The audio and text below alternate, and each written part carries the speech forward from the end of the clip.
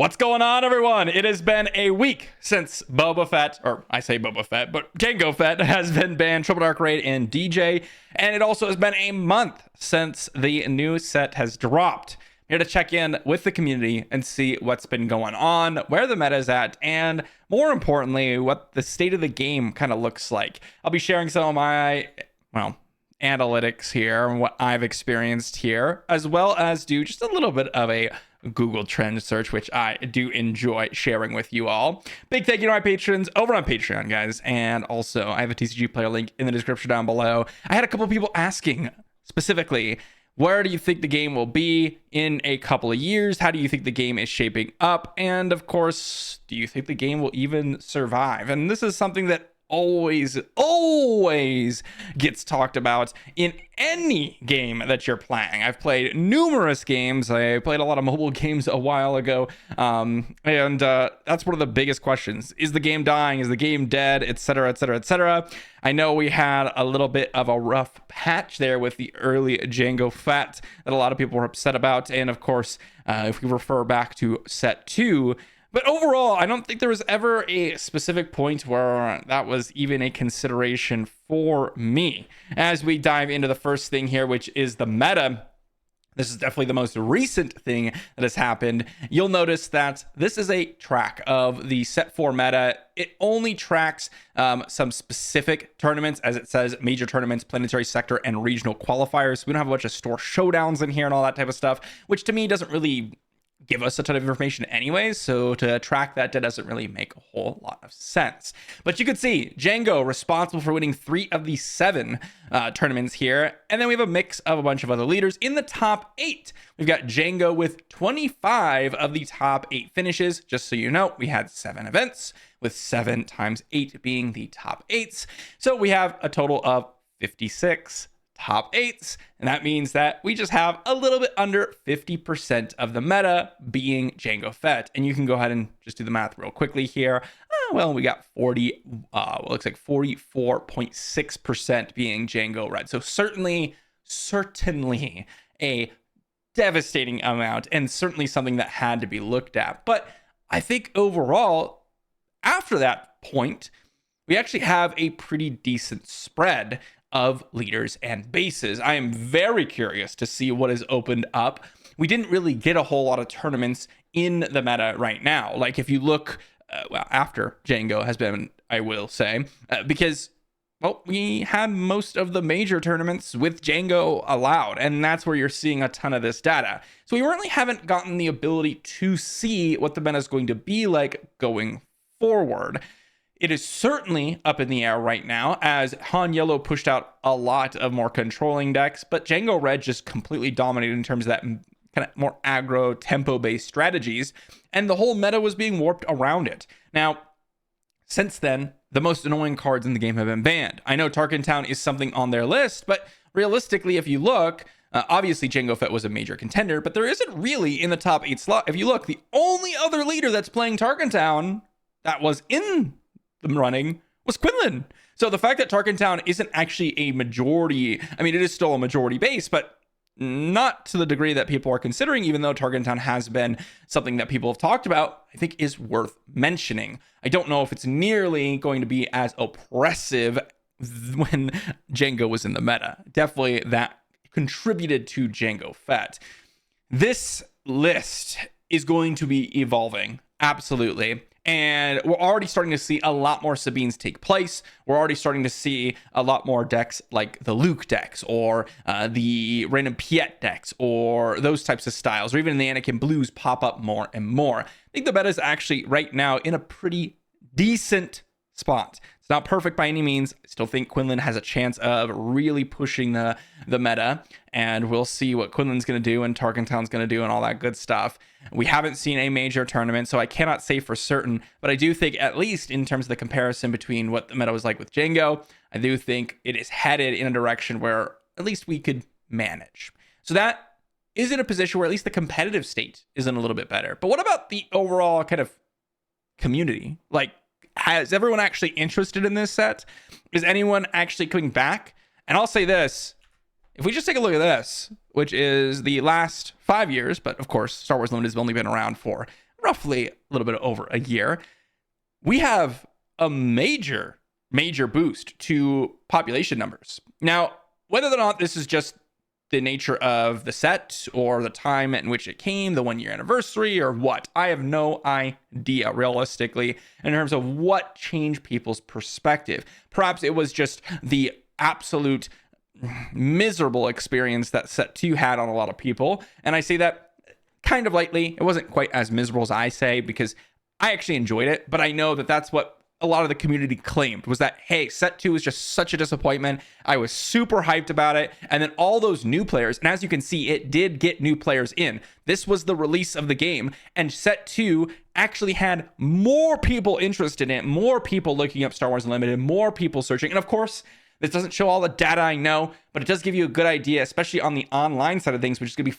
far more people than the people who are playing in person looking for content. And I can tell you this, especially from my own analytics, when set 2 came out, that was some of the most popular videos, popular time in the game consistently that I had. I can't tell you, I think one of the most popular videos I have is like the double red Kylo video that I put out when set 2 released. That was a huge video. And those are types of analytics you can just kind of tell as someone who's been kind of in this space and you're making videos, where everyone and where the community's at because of the fluctuations in terms of average views in videos. And I've been doing YouTube for a long time now. This type of stuff is very, very common in terms of reflecting where the community is at inside the game. Set 2 was huge and people were excited about it. But the theme of set 2, and I think the overall power level compared to set 1, really dwindled people's excitement. Then you come with set 3 and you can just see the hype between set 2 and set 3 was massive. You could see it was really dropping, and this is normal, by the way. I'm not surprised that the interest in a card game drops over the course of 3 months or whatever, waiting for the next set. This dropped from set 1, which, by the way, set 1 was immensely successful for a brand new TCG launch.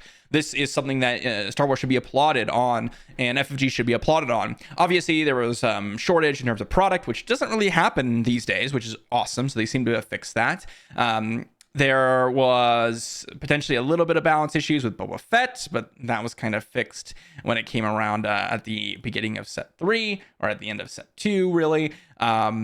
Those things, yes, there are definitely criticisms, but I think overall set 1 was widely popular, which is why there was so much hype for set 2. People were like, oh my gosh, guys, set 1 was great. And a lot of people were there like, hey, I don't even want to dive into a new TCG unless I know that it's going to be reasonably successful off the get-go.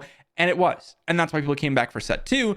But then the disappointment, you could see the resurgence, the bounce back here, did not do nearly as much. When a set releases, this is like the cyclical cycle, the cyclical health lifespan, whatever you want to say, of a TCG.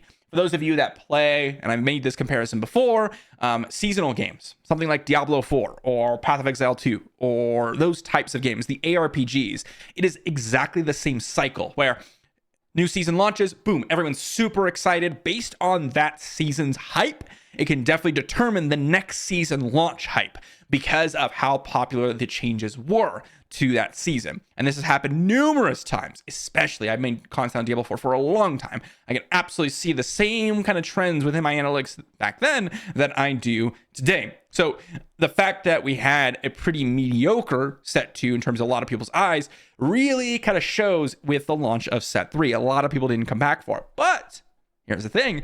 Set 3, a lot of the power level of some cards, Plo Koon really stands out as one of the cards, especially, and there's a bunch of others, but that really enticed people. The theme of the set was really good. The overall mechanics were a lot more exciting. The exploit and coordinate, even though they didn't maybe necessarily work, even as well as Smuggle and Bounty did. This generated a lot of people's excitement. And then you come with set 4. You can see the trend. Here was set 3's launch. It drops down, continues to drop down, and we've gone over this the same, but what we didn't really get to see is this portion right here. Last time I made a video on this, we were kind of in the just before March releases in this area right here. We didn't get to see a full description of kind of the trends here, but of course, right, set 4 will launches, and yes, we are in a downtrend right now. Totally makes sense. The game just set launches, it drops, set launches, it drops. That's just kind of the way these TCGs work when you have set releases and all that stuff. But the fact that we were able to bounce back so significantly due to a pretty reasonably good set 3 launch, but even more so a pretty interesting set 4 launch with some very powerful hitters and a unique format. I think this is definitely something that so far people have been really, really receptive to. Not to mention the hype on set 5 is through the roof for a lot of people, including myself, because of the theme that it focuses on. And this may just be a running theme with Star Wars Unlimited. It might be more gameplay focused, or it might be more theme-based focused. I think the mix of the two is really ideal. I think having a good theme. Jump to Lightspeed was interesting because it wasn't a theme that I initially thought I would be more excited about, but the overall implementation of it was very interesting to me. And the kind of way that it plays out has been pretty fun. And we have definitely a lot of things to kind of consider when it comes to set 4. There are a lot of powerful cards, certainly. And in terms of powerful cards in the future, they realized that set 3 was not something that was super excited because, well, the cards weren't super powerful, but the theme was on point and the overall mechanics meshed well together. So maybe they were missing on the power level point, but then the theme was good. So then they maybe increased the power level a little bit for set 4, and then the theme was on something that people liked. And therefore, the combination of the two, we start to see a lot more trending. And this is really awesome. It's really, really awesome. If I were to just pull up, just as an example, now this is obviously not something nearly in terms of as popular as what's it called? Star Wars Unlimited is, but you could kind of see the cyclical nature of Magic the Gathering. Although, as you can see within, I mean, what can we do? We can do 2004 to present. Magic the Gathering has continuously just gone up, right? There is the cyclical nature of the release of sets and everything like that. That is absolutely true. There are spikes as we go along, and then there's less excitement, and then spikes, less excitement, and that is just the nature of Magic the Gathering. But the overall domination in terms of how many people are getting interested and how many people are actually playing has just consistently gone up and up and up in terms of how much interest there is. And well, I mean, one of the big things is just the expansion to other card games, or not only card games, but I should say themes outside of their own universe has been absolutely massive for Magic the Gathering. Now, we can't do that in Star Wars Unlimited necessarily. Maybe they will in the future. I have no idea. May I do something fun like, oh, here's a special Marvel set, and you have the same Star Wars Unlimited mechanics, but it's Marvel. Maybe they'll do that at some point, like they did with Magic the Gathering. I don't see that happening because it's literally Star Wars cards. But they've been designing sets for a long, long time, and or for the long future, I should say. I think they said they're working on set 11 right now. Something I've heard in terms of just in the experience of reading a lot of stuff online and listening to streams and everything like that. I don't remember where that was specifically said, so I couldn't point to that, but I believe that's something that they had mentioned. I know there are a few sets ahead at the minimum, because that's how they design the cards, right? They're playtesting for that set a few sets in advance. They don't even know what's going to happen. For example, Django being banned, that was not something that they had been expecting. Now, this is what we want to see with Star Wars Unlimited, of course, is just a continuation of interest as the game gets older and older and older. Of course, we don't really have that at the current moment. There was a lot of excitement for the initial launch, and there was a lot of excitement for set 2, and it looked like it was kind of following that trend, right? It looked like we were going to have, a lot of excitement, and then potentially increasingly as the game got bigger, but really perhaps the initial launch, post the initial launch with product as well as set 2's theme maybe dwindled that a little bit, but we might be on track to continuously go up and up and up. And there is something to be said that a lot of other games don't even hold their initial interest and don't build it back for a while. But overall, I mean, everything that we're seeing in terms of numbers, and especially when I'm seeing in my own videos, set 4 has been really, really awesome in terms of how many returning viewers I see. For those of you that don't know much about what the back end of YouTube looks like, basically, as we go through each individual video, I'm able to track all sorts of different things. Things like returning viewers, new viewers, how long people spend on videos, where they're coming from, where they're coming from in terms of in the world, but also where they're coming from in terms of, did they click on it from YouTube, or how did I get this video out there? What are they more interested in? What parts of the video they're interested in? What are they, search terms that they're using? So every single thing that I do in terms of making a video oftentimes has those things in mind. Now, of course, at the end of the day, I kind of just make videos that I want to make, such as this one. But in terms of actual popularity of the game and in terms of how well videos do, there is a sort of glass ceiling when it comes to this stuff. Now, you could obviously break past that. If those of you that do a lot of YouTubing, things like Asmongold, who's like a big World of Warcraft YouTuber, streamer, that type of stuff, definitely broke that by entering into a realm outside of his game. And that's kind of what happens. You could say that the glass ceiling is still there, even in something like Asmongold's case, because he actually expanded past the market of just World of Warcraft. But as you dive into something like this, I can track oftentimes how well the game's doing just by my views. And I'm not saying that I'm going to take over all the views. And maybe I'm just having a bad month where I've got videos that are maybe not as great or whatever, whatever self-attributing, thing I want to mention. Like, oh, I don't think I could have done better on that thumbnail. I could have been done better on that, video or whatever it is. Obviously, those are some moments. But overall, the average trends tend to stay in line with how well the game is doing.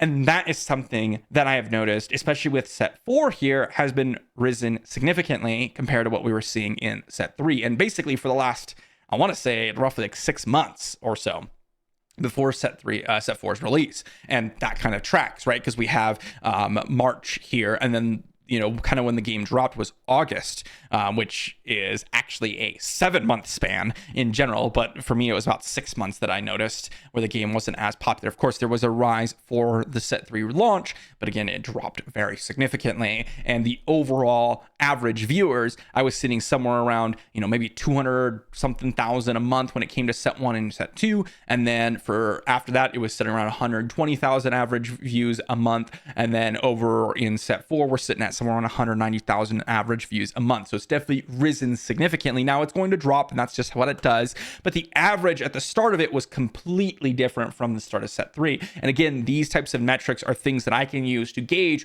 how many people are actually looking up Star Wars content, how many people are interested in the game. And of course, again, it doesn't reflect physical locations as much. But overall, there's going to be far more activity online than there is in person for the most part, because all the competitive players are going to be involved in the online community for the most part. But then all the casual players, well, there might be a large portion of them looking up content and just experience it because they can't play. But there also might be a section of them that don't actually interact with the online community and everything like that. And that's something that you do have to keep intact, or keep in mind. But overall, the experience between each of these sets has been tracked. And I will say that we are definitely on kind of a little bit of an upswing comparatively to set 2 and set 3, not just in terms of feedback, but also just in terms of where the game is situated and what the hopes for the game are. And as I said, set 5 seems to be a very, very hyped up set.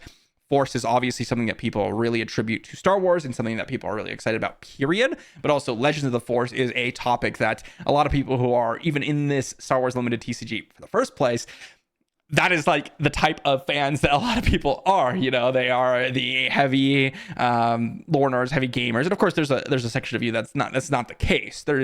I would say this is like somewhat of a minority in terms of Star Wars Unlimited in the grand scheme of casual gamers, but there is a huge portion of hype that comes from those minor amounts, and that can definitely make a difference. So I'm really curious to see, but I definitely think that in terms of the state of the game, we were actually doing fantastic. And again, this is just kind of like talking about the analytics on my side of things, analytics in terms of like Google Trends, which is very surface level for Google Trends especially. And I can dive into all the YouTube analytics one time, and you guys can let me know if you want to see that in the comment section down below or whatever you want to see. But all I know is that my experience has matched this significantly, and at least in terms of the data that I'm seeing, this bodes well for Star Wars Unlimited. Doesn't change my excitement for the game at all. Doesn't make me less fun or more fun for the most part. I make videos to have a lot of fun. And of course, it's nice to just be a part of the community in general. I am very grateful for that. A lot of you have been absolutely amazing. I know someone left a comment the other day, which I always think is so funny. And, not going to shout out the name necessarily, but if you made this comment, it was something along the lines of, they came home, they weren't sure what to watch. They were going to be sitting on the couch. They had something happen, and they pulled up the video, and boom, there's a video to watch for an hour and a half. It was the post-ban leader tier list, and those types of comments are amazing, and those are part of the reason why I absolutely love doing YouTube, is being able to be, part of the community, but also just kind of sharing some things that I enjoy. But all that to say is that doesn't change my personal excitement about the game. I love trading card games, period. I still play Magic to this day.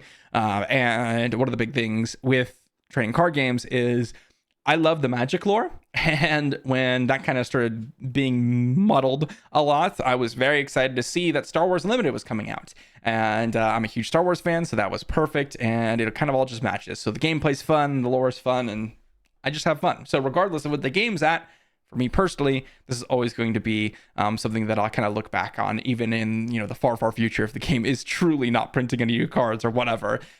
This has always been an amazing time. So also another card game that I'm looking forward to, that is Project K, or whatever their new name is called. That's the League of Legends trading card game that I know that they're building. I'm always on the lookout for trading card games. I love them, and I'm a huge League of Legends fan, so can't wait for that one. And I know we're talking kind of a lot of things outside of Star Wars Unlimited, but I wanted to add it here at the end, kind of my own perspective and what my personal perspective on Star Wars Unlimited is, outside of just, hey, here's where the numbers are. Of course, if the game gets absurdly popular and I'm making millions of dollars a month, we're not quitting, guys. That's just how it works, okay? Let's be honest here. But at the current moment, I do it for fun. It's much more for fun than it is to make money. Well, I'll tell you that, because I did do full-time YouTube to make money, and I'm kind of over that, to be honest. So that's where we're at.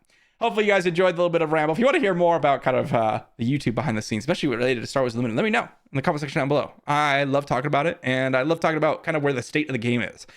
This is something that I've always done in any of my YouTube channels or escapades that I've been on. I just love seeing where the game is. I love looking at the data. Of course, these are very surface level videos because there's so many things to unpack. I can sit here and talk for hours about kind of what things I should be looking at, what things that I'm looking at when I'm making videos and all that stuff.